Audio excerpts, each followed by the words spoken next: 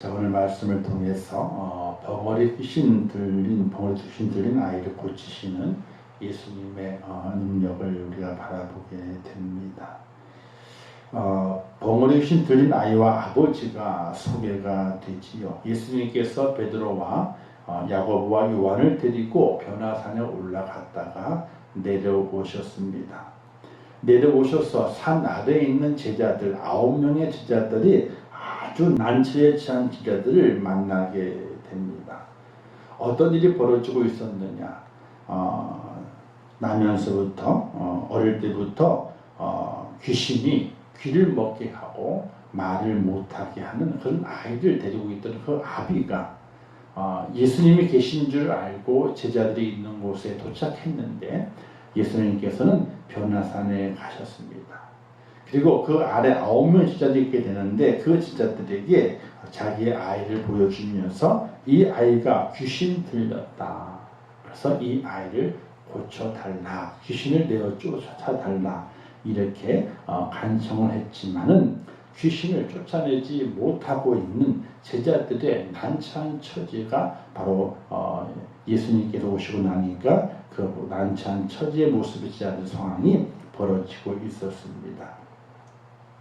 예수님께서 내려오시게 되니까 그 예수님께 그 아이가 이렇게 사정하게 되죠. 귀신이 내 아이에게 들렸는데 거꾸로 들리기도 하고 거품을 물게 하는데, 그리고 어릴 적부터 아이를 죽이려고 물과 불에 자주 던졌습니다. 그런데 당신의 제자들이 이 능히 귀신을 내어 쫓지 못합니다. 지금 이 상황이 어떤 상황인지, 내 아이에게 어떤 상황이 벌어지고 있고 지금 주님께서 보시는 상황이 어떤 상황인지에 대한 이야기를 예수님께 구하게 됩니다.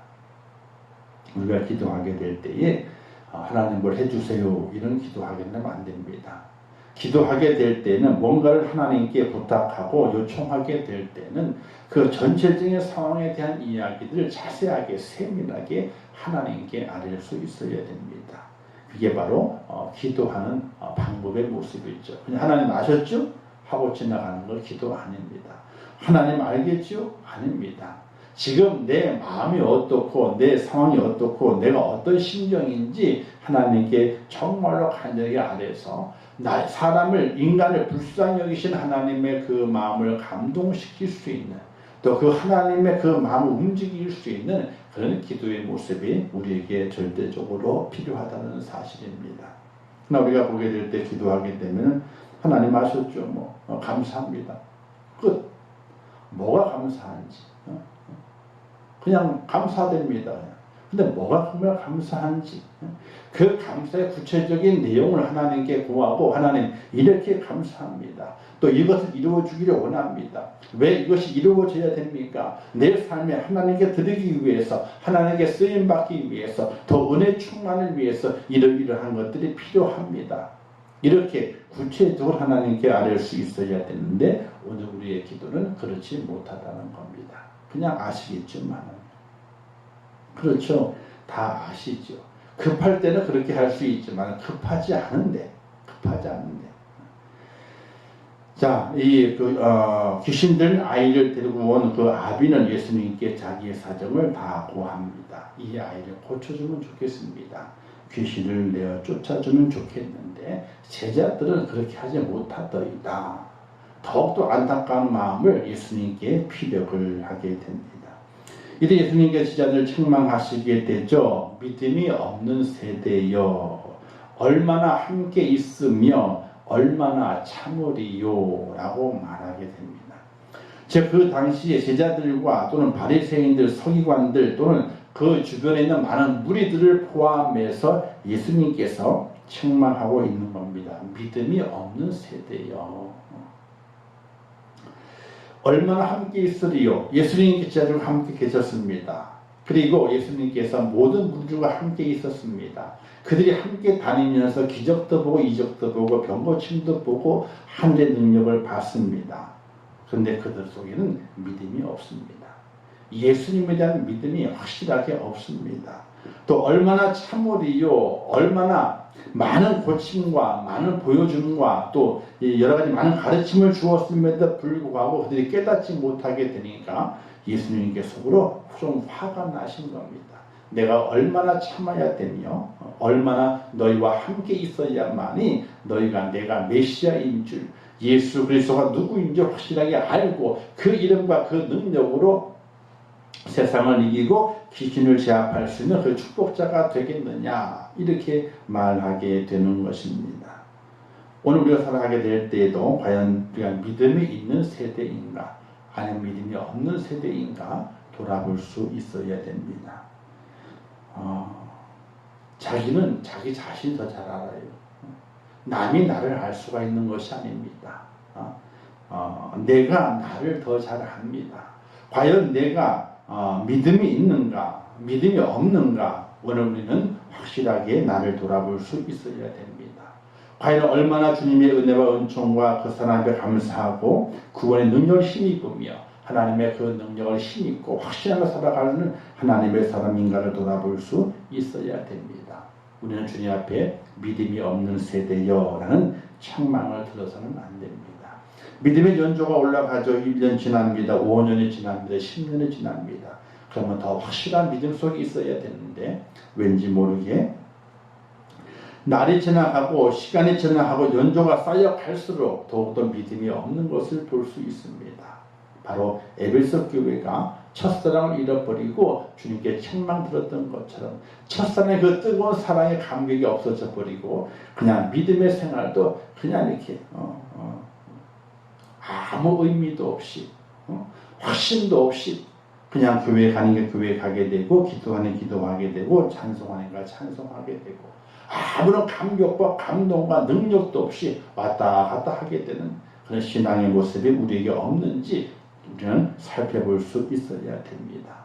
이 땅을 살아가게 될 때에 믿음이 있는 세대가 돼야지 믿음이 없는 세대가 되어서는 아무 능력을 발휘할 수 없습니다. 이제 예수님께서 그 아비의 부탁을 듣게 되죠. 소리를 다 들었습니다. 들은 이후에 그 아비가 더욱더 간청하게 되는데 무엇을 하실 수 있거든 제발 도와달라라고 간청하게 됩니다. 이때 하나님 예수님께서 그 아비의 말이 잘못되었음을 가르치시게 되죠. 할 수 있거든이 무슨 말이냐? 믿는 자에겐 능치 못할 일이 없느니라. 믿는 자에게 능치 못할 일이 없다. 하실 수 있거든, 무엇을 하실 수 있거든 도와달라 합니다. 근데 그걸 고치게 되죠. 할 수 있거든이 무슨 말이냐? 믿는다면은 능치 못할 일이 없다. 기도하게 될 때에 이 산을 들어서 저리로 옮기게 될지라도 그 산을 옮길 수 있다 그랬거든요. 산을 옮길 만한 믿음도 우리에게 있다 그랬습니다. 오늘 우리가 믿음을 가지게 될 때 그 믿음은 단순하게 그냥 믿어 하는 것으로 그치는 것이 아니라 정말 그 믿음은 하나님께서 분명히 하실 수 있다고 하는 그 믿음을 가지고 믿는 그 믿음이 중요한 것이지 하시든지 마시든지 하시든지 마시든지 그런 믿음이 아닙니다. 이때 그 아이가 말하게 되죠. 내가 믿나이다. 나의 믿음 없는 것을 도와달라. 이렇게 주님께 요청을 하게 됩니다. 우리는 믿음이 없습니다. 믿음이 있다 그러지만 환경 때문에 믿음이 사라집니다. 어떤 여건 때문에 믿음이 사라집니다. 환난이요 고난이 오게 되면 믿음이 사라집니다. 여러 가지 많은 생각 속에서 우리의 믿음이 사라져버리고 소멸되어 버립니다. 성령이 소멸된다 그러죠. 어떻게 성령이 소멸됩니까? 사용하지 않으면 소멸됩니다. 믿음도 사용하지 않으면 소멸됩니다. 이 아이가 아이 아버지 말하기를 믿음 없는 것을 도와주소서라고 고백했던 것처럼 오늘 우리가 살아가게 될 때에 내가 믿음이 없다면 하나님 요청해야 됩니다. 나의 믿음 없음을 도와주소서라고 요청해서 하나님이 허락하시는 그 믿음이 내 속에 들어와 확실한 고백과 담대함으로 나갈 수 있는 하나님의 사람이 되어야 하는 것입니다. 자, 이때 예수님께서 귀신을 내어 쫓으시게 되죠. 예수님께서 명령하시게 됩니다. 명령하시게 될 때에 말 못하고 못 듣는 귀신아 내가 내게 명하노니 그 아이에게 나오고 다시는 들어가지 말라. 이렇게 명령하자 귀신이 쫓겨나게 되고 그 아이가 온전하게 됩니다. 믿음은 역사하는 힘이 크다고 말했습니다. 믿음은 분명하게 그 믿음대로 된다고 했습니다. 믿음이라고 하는 것은 보지 못하는 것의 실상이라 그랬거든요. 보이지 않는 것을 본다고 믿는 겁니다. 실제로 일어난다고 믿는 거거든요. 보이지 않지만 믿는 겁니다. 하나님을 향한 우리의 믿음이 그와 같은 믿음이 되어야 됩니다. 하나님이 보이지 않습니다. 그러나 그 하나님이 지금 나와 함께 하시고 나를 도우시고 나의 길을 인도하신다는 그 사실을 확실하게 믿는 그 믿음이 오늘 우리 속에 있어져야 됩니다. 이 코로나 시대를 살아가면서 과연 우리 속에 믿음이 있는가 돌아보게 될 때 주님의 안타까운 말씀이 우리에게 들려오게 될 겁니다. 믿음이 없는 세대여. 이 말씀이 우리에게 들려오게 될 것입니다. 그럼 우리는 확실한 믿음을 가지고 있어야 됩니다. 세상을 두려워하는 것이 아니라 염려와 근심 속에 묻혀서 악을 골짜기에 들어가 있는 그 마른 자와 같이 힘없는 자가 아니라 생명을 잃어버린 자가 아니라 믿음으로 말미암아 생명을 이어받는 축복자가 되고 하나님의 의를 드러낼 수 있는 믿음의 사람으로 온전히 세워져 있어야 됩니다. 확실한 믿음이 있어야 돼요. 믿음이 설익은 믿음에 대해서는 안 됩니다. 그렇게 감을 보게 돼 감이 달리지 않습니까? 늦은 가을에 감나무에 감이 달렸습니다. 아주 파랗게 익었습니다. 그 감은 엄청나게 맛있습니다. 그러나 익지 않은 감은요 떫어서 사람의 입을 마르게 해가 잘못하게 되면 사람을 죽게도 만듭니다. 떫은 감은요. 무엇이든지 잘 익은 과일들은 그렇게 맛있을 수가 없습니다. 그러나 설 익은 것은 떫음이 있고 시게 되고 맛이 없게 되는 것을 보게 됩니다. 우리의 믿음 마찬가지입니다. 잘 익은 믿음이 되어야 됩니다. 맛이 있어야 됩니다. 사람의 입을 변화시키고 마음을 변화시키는 그런 맛을 내는 능력의 믿음이 오늘 우리 속에 존재해야 되는 겁니다. 절대로 믿음은 흉내낼 수 없는 겁니다. 능력을 흉내내는 사람이 있었죠. 사도행 19장 보게 되면 사도 바울이 병도 고치고 악귀도 몰아내니까 마술하는 유대인들과 대제사장의 아들들이 바울을 흉내내게 됩니다. 그래서 귀신 들린 사람에 가가지고 말하기를 예수 이름을 명하노니 물러가라 이렇게 명령을 했습니다. 이때 악귀가 말하기를 이렇게 말합니다. 예수도 내가 알고 바울도 내가 아는데 너희는 누구냐? 이러고 그들에게 달려들어서 옷을 찢고 빨개 벗겨가지고 내쫓았다 하는 기록이 있습니다.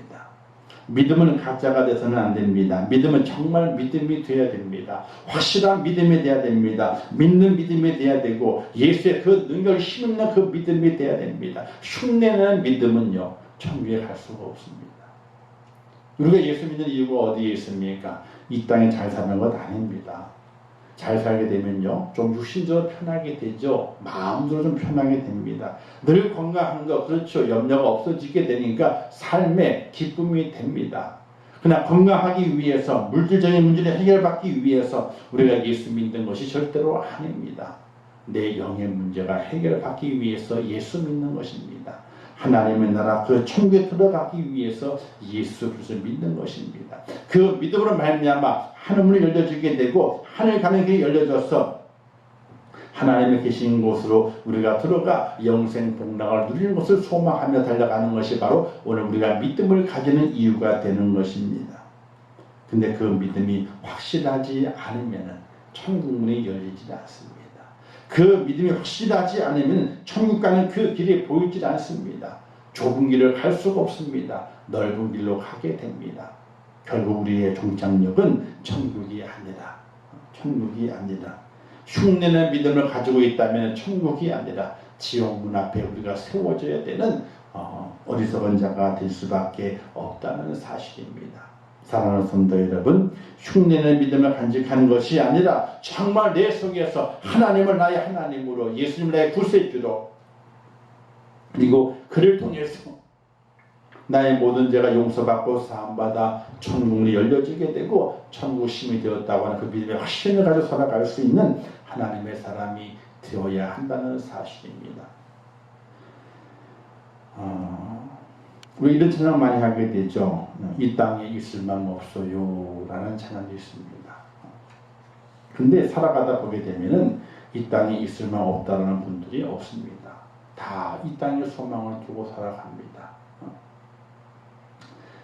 이 땅에서 잘 돼야 된다고 말합니다. 자녀들이 잘 돼야 된다고 말합니다. 그렇죠. 잘 되면 좋지요. 그러나 어떻게 잘 되느냐가 문제입니다. 어떻게 잘 되느냐가 문제예요. 믿음으로 말미암아 잘 되고 하나님의 능력을 힘입어서 영적으로 잘 되는 것을 바라보느냐, 아니면 육적으로 잘 되는 것만 바라보느냐. 영육이 다 잘 되면 참 좋지요. 그런데 그럴 일이 그렇게 많지 않다고 말합니다.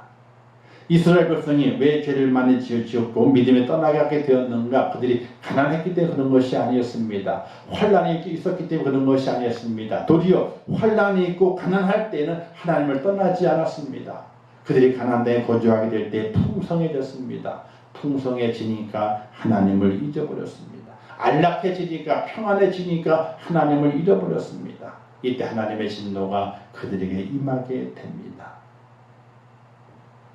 사랑하는 성도 여러분, 흉내내는 믿음을 간직한 자가 아니라 정확한 확실한 그 믿음을 가진 자가 되어서 세상 넉넉히 이기는 하나님의 사람이 꼭 될 수 있기를 주님의 이름으로 축원합니다.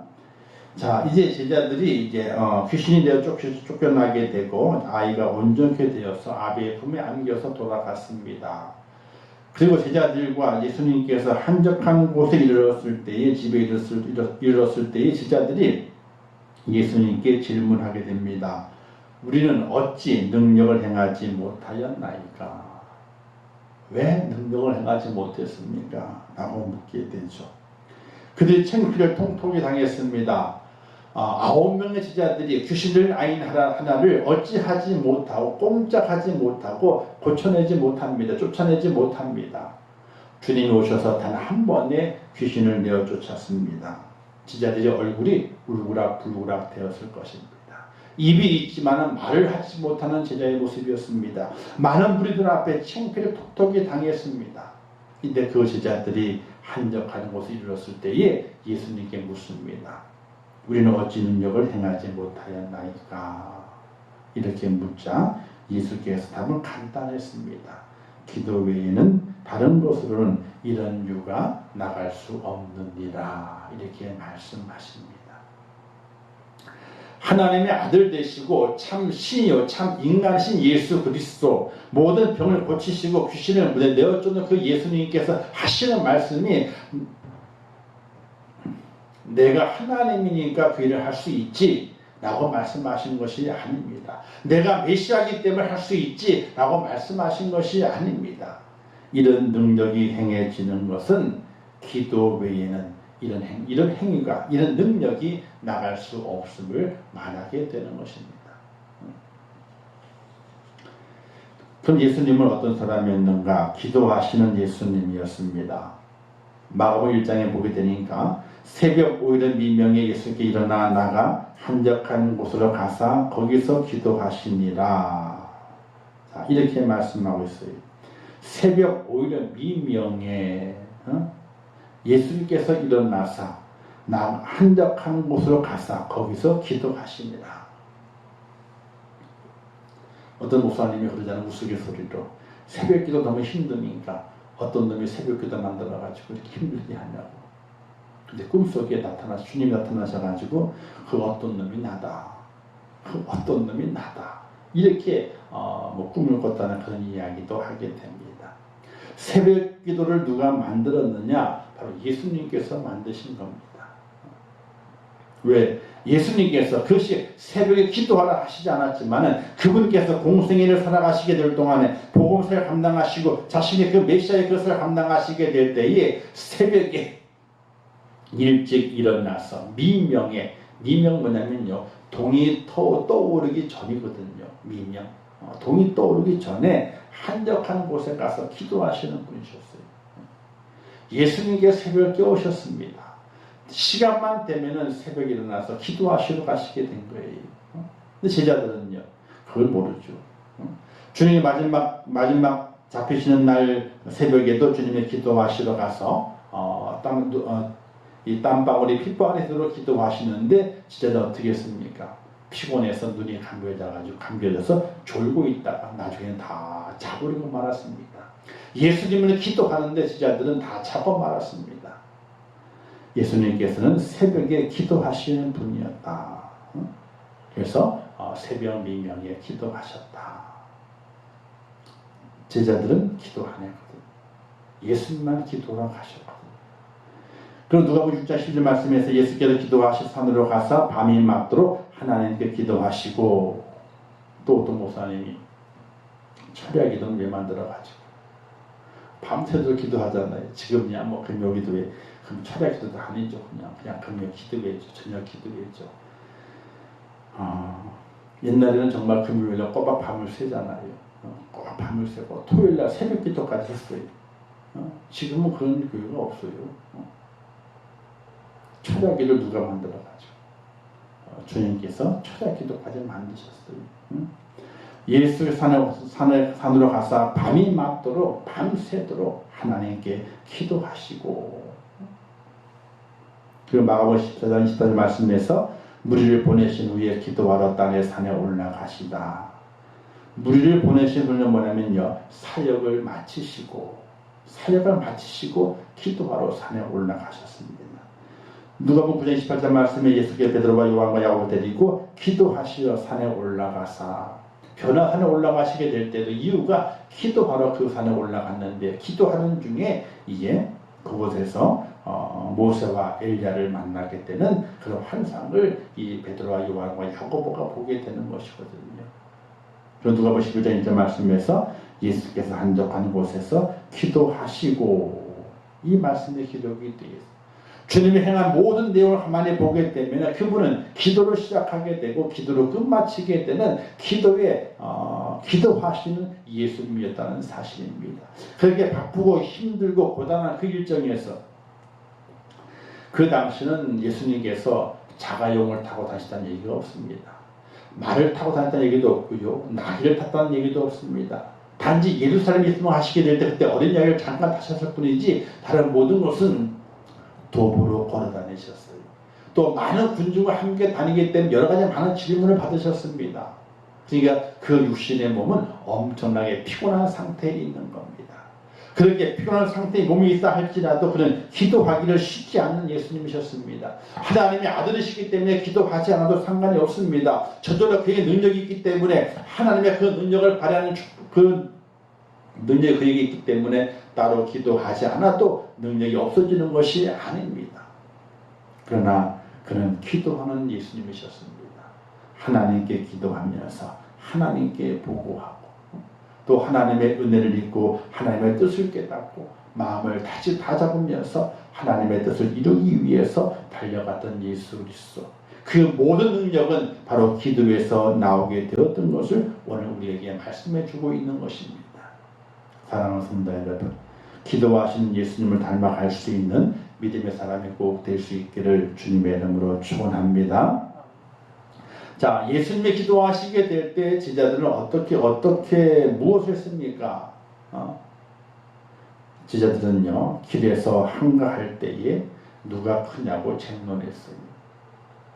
예수님은 한적한 곳에 가서 기도하시고, 시간만 나면 기도하시고, 새벽에 기도하시고, 밤이 맞도록 기도하신 예수님이셨는데 제자들은 좀 여유가 생겼습니다. 길에 지날 때에 한가합니다. 한가할 때에 주님의 뒤를 쫓아가면서 그들은 무엇을 얘기했느냐? 누가 크냐라고 논쟁했습니다. 야, 누가 크냐?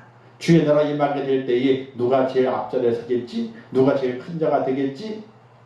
누가 크냐를 쟁론하는 것으로 시간을 보내고 말았습니다. 주님의 제자지만 3년 동안 공을 따라 다녔지만 주님의 기적을 보고 능력을 받지만 그는 주님께서 무엇을 하시는지 바라본 것이 아니라 주님께서 왕이 되시게 될 때에 우리가 어떤 자리에 임하게 될 것인가, 12명인데 누가 맨 앞에 설 것인가, 누가 큰 자가 돼서 주님을 모시게 될 것인가, 여기에 그들은 쟁론하기에 바빴다는 거예요. 오늘날 하나님의 교회도 마찬가지입니다.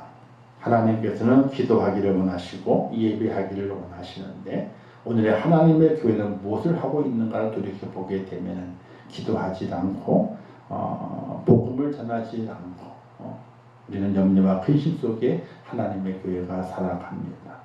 그리고 누가 크냐, 누가 대접을 받느냐, 누가 섬김을 받느냐, 누가 알아주느냐, 여기에 관심이 집중되어 있습니다. 예수님께서 기도하시고 예수님께서는 복음 사역을 위해서 하나님의 뜻을 이루시기 위해서 죽음의 그 길을 준비된 그 길을 걸어가 계시게 되는데 제자들은 길을 가면서 누가 크냐 쟁론했던 것처럼 하나님의 뜻과 오늘 우리 성도의 그 뜻이 틀리다는 거예요.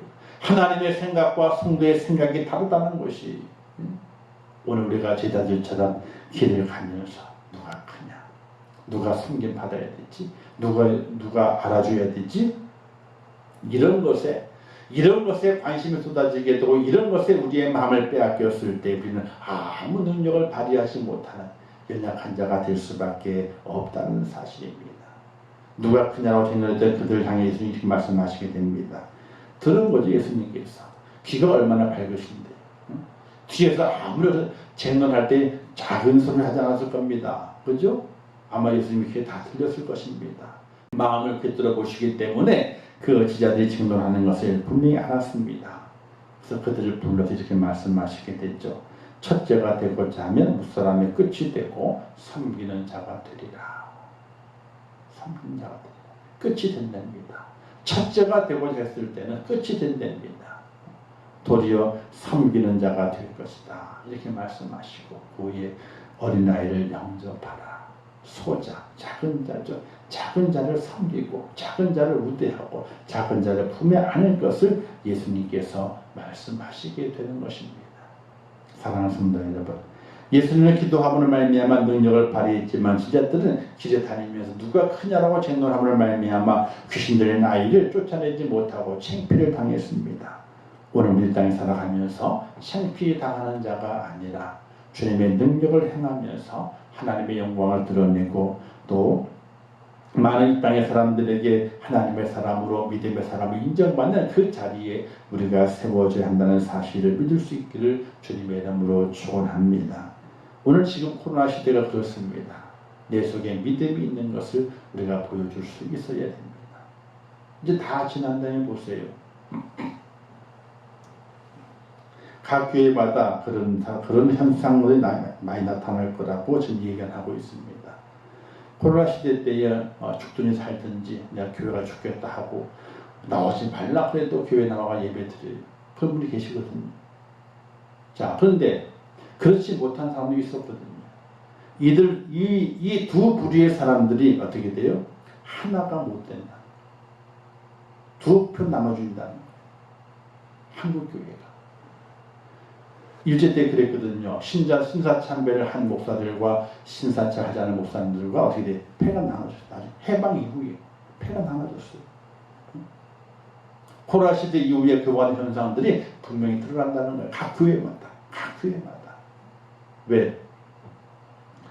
부끄러워서 못 나온다는 거지. 부끄러워서. 왜? 다 상황 종결됐는데 그러고 나가려고 해보게 됩니까? 부끄러워서 못 나온다는 거죠. 그때 교인들이 이동하게 될 거다라고 얘기를 합니다. 어떻게? 자기 교회 안 나가고 딴 교회 가는 거. 왜? 딴 교회 갔을 때는 모르거든요.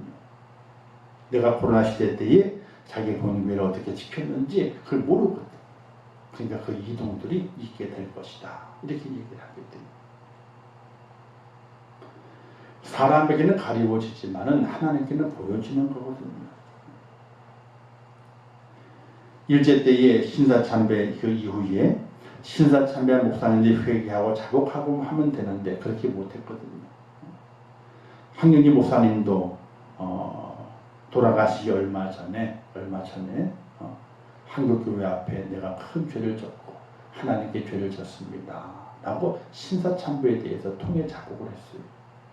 그가 사역하게 될 때는 그걸 꺼내지는 못했습니다. 통해 자복하지 못했어요. 그러나 죽음이 임박하게 되고 이제 자신의 모든 기력이 쇠하는 그때에 한국교회와 한국교회 성도가 교회 앞에 그가 자복을 했어요. 내가 신사참배로 하나님께 죄를 졌다. 한국교회에 죄를 졌다.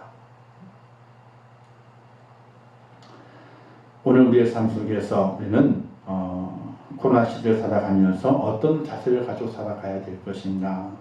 바로 믿음을 가지고 살아갈 수 있는 하나님의 사람이 되어야 됩니다.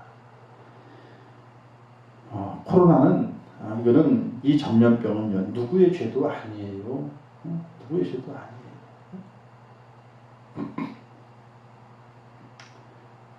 회사 다니다가 걸리고 일하다가 걸리고 근데 그 사람이 만났어요. 또 걸렸네. 그 만난 사람이 또 어느 공동체에 가서 함께 또 이렇게 모임을 가졌어요. 또 걸렸어. 누구 죄도 아니에요. 눈에 보이지 않는 거기 때문에. 직장을 안 다닐까요? 다녀야 되거든요. 직장 다니면서 거래처를 안 만나나요? 만나거든요.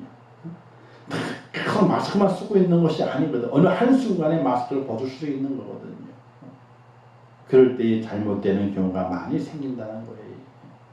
조심을 했지만 어쩔 수 없이 그런 것도 이해하고 용납하고 그리고 나는 또 철저하게 살아가면서 그런 어려운 일을 당하지 않도록 내가 주의하고 그다음 어디든 만났다 할지라도 그럴 수 있다.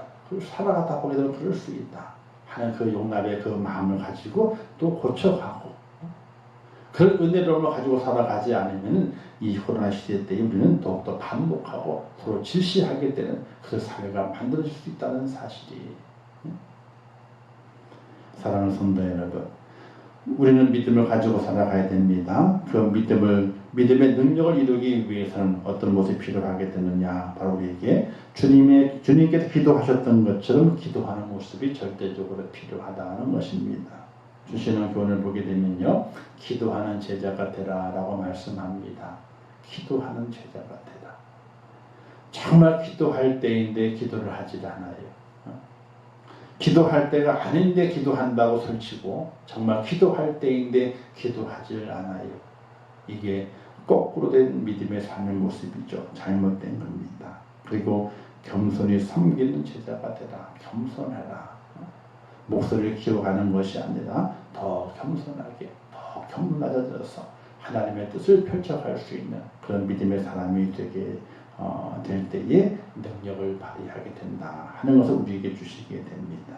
오늘의 말씀을 기억하면서 제자들이 고치지 못했던 것들은 믿음이 없었던 것이 아니라 기도하지 못했기 때문에 그 믿음이 능력이 없었던 것이죠. 주님에 대한 믿음이 흔들렸던 겁니다. 기도하지 않았기 때문에. 오늘도 마찬가지입니다. 우리의 믿음이 능력 있기 위해서는 기도해야 됩니다. 이제 기도해서 은혜가 내 속에 충만해져야 됩니다. 그래야 승리하고 귀신을 물리칠 수 있습니다. 또한 그리고 섬기는 제자가 되라 이렇게 말씀합니다.